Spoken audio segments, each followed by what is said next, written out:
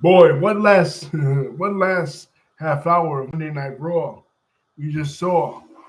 First of all, Dominic Mysterio with his first title defense against Penta. JD McDonough returned and helping Dominic Mysterio, so he defends his title for the first time ever. Then, before that, Gunther came out, and Gunther upset with the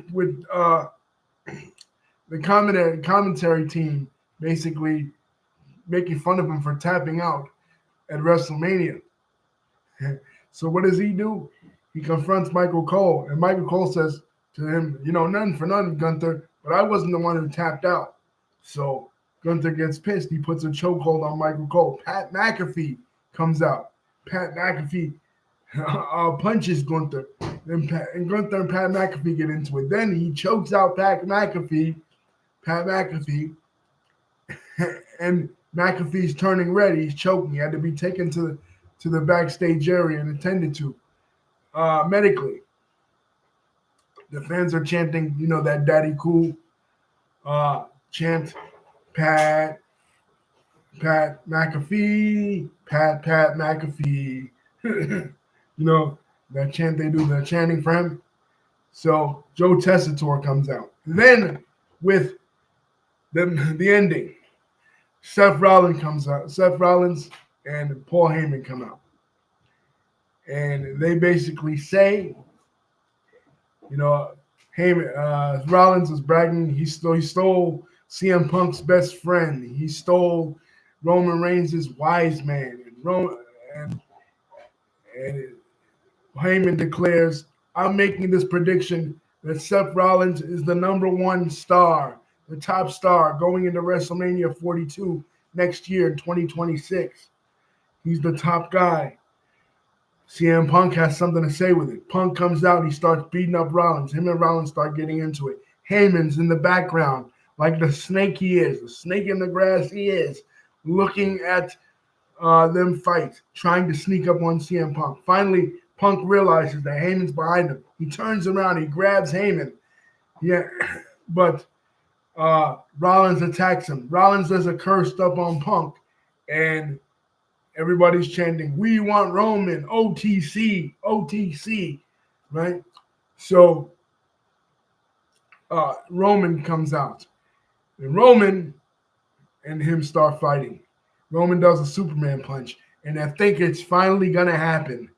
Roman goes for the spear. Ooh, the thing he does, right? I think he's going to spear Heyman's fat ass, right? He's finally going to get revenge on Heyman for what he did on Saturday.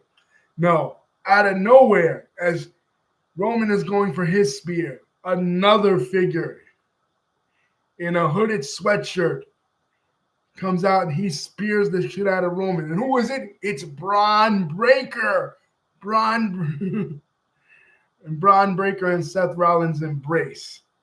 And he spears Bron Breakker spears Roman through the guardrail, leaving Roman and CM Punk laying. So basically, Bron Breakker is the new Paul Heyman guy. Yes. And it's only good things from here, guys. We saw what Heyman did for the likes of Roman Reigns, for the likes of Brock Lesnar, for the likes of he even managed Stone Cold Steve Austin in his rookie year in WCW. He managed Rick Rude back in the day in WCW. He managed Sabu. He's managed so many. They haven't all been great because he did have Curtis Axel and Ryback and Cesaro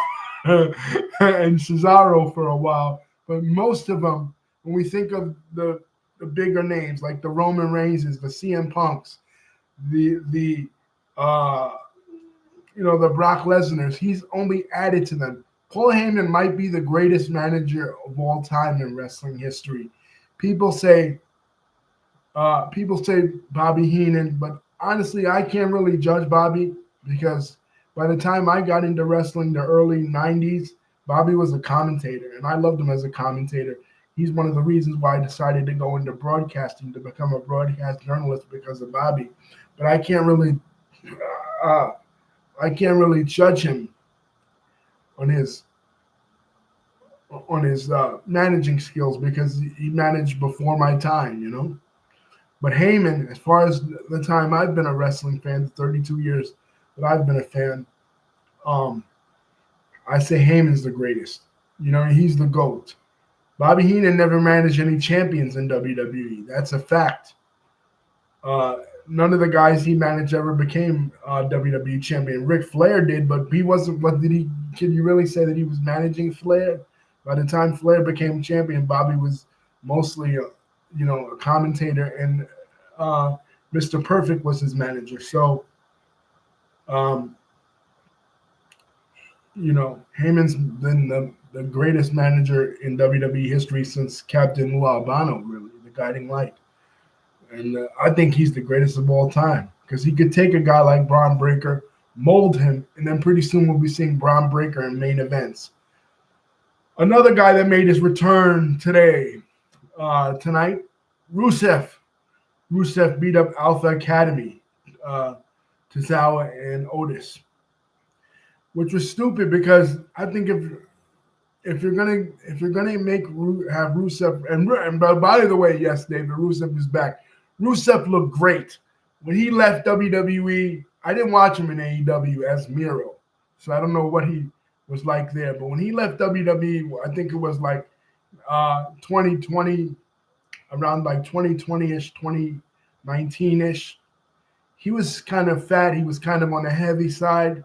You know, they had him in that cuckolding storyline where Bobby Lashley was kissing Lana and all that shit, and Lana was cheating on him with Lashley, you know. But now he's come back and he looks tremendous, man. He's in great shape. He's a beast. They were chanting Rusev Day, Rusev Day. It felt like it was 2019 all over again. You know what I mean? 18, 19. The guy was over and Vince McMahon did nothing with him. You know, I'm glad to see him back. But if you were going to have him attack somebody, attack him, have him attack Gunther, have him come to McAfee and Michael Cole's aid with the Gunther attack. You do the Gunther attack later on, and then why Alpha Academy? It doesn't make sense. The Russian against the German. Well, he's not Russian. He's Bulgarian. But anyway, he portrayed Russian on TV. The Russian against the German. World War II all over again. That's an ancient rivalry, guys. Russia and Germany. They've always been at each other's throats. They could utilize that in WWE. You know what I mean? That was where he should have made his return. You know, if they were going to do it on Raw. Hell, I think they should have did it last night against Randy Orton. But again, we see what they're doing with Randy Orton. John Cena says that he's going to take the belt home with him, right? That he's going to be the last real champion. And when he's holding it up, who comes from behind? Randy Orton, the Viper. RKO out of nowhere. The fans exploded when Randy Orton did this. So this was a great Raw in the traditions of the Raw after WrestleMania. It always is a great Raw the Raw after WrestleMania, and this was no exception. They really did a lot of good things with this, and I was really happy and really pleased with it. From Dominic's title defense to Rusev's return to Bron Breakker becoming a Paul Heyman guy. They set the tone for what the next couple of months is going to be in WWE, both with Rollins' heel turn and John Cena's heel turn.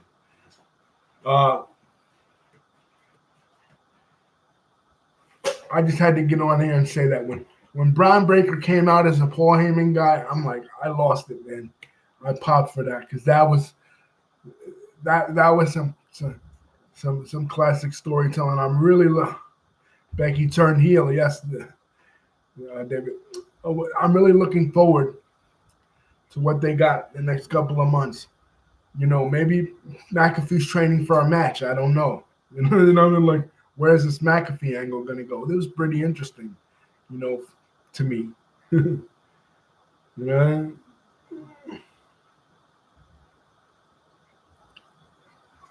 Great stuff, guys. And the Grande Americano, I'm getting a kick out of this. Their storyline is pretty funny. You know, they're still trolling. He's trolling all the Mexican wrestlers, right? He's taking a page out of Donald Trump's book. Donald Trump is trolling Mexicans in real life, And once again, wrestling always imitates real life, always intersects with real life events and politics. You got El Grande Americano, Chad Gable trolling, trolling all the Mexicans. Right?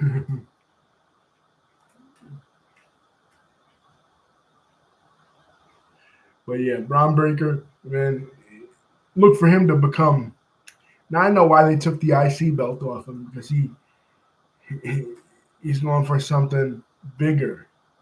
Probably for Jey Uso's title because Jey Uso doesn't have a number one contender yet that really, could bring it to him. But what are they doing with Gunther, man? Like, and was that a fan? Did a fan jump over the barricade trying to save Pat McAfee, trying to beat up Gunther? Because I swore that happened. Some 300-pound, I don't know, you can't call him a redneck because it's not the South. I don't know what, some asshole in Vegas, probably drunk, jumping over the barricade trying to attack Gunther. When the wrestlers start beating your ass, don't complain or sue.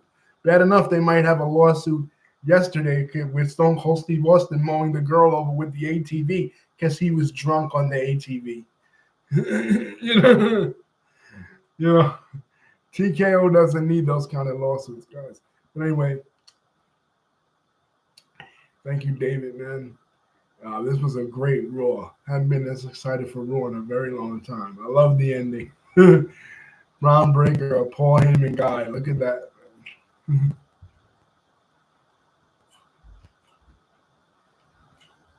Leaving Punk and Reigns lane. Tag team match, anyone for Backlash in St. Louis? Let's get it.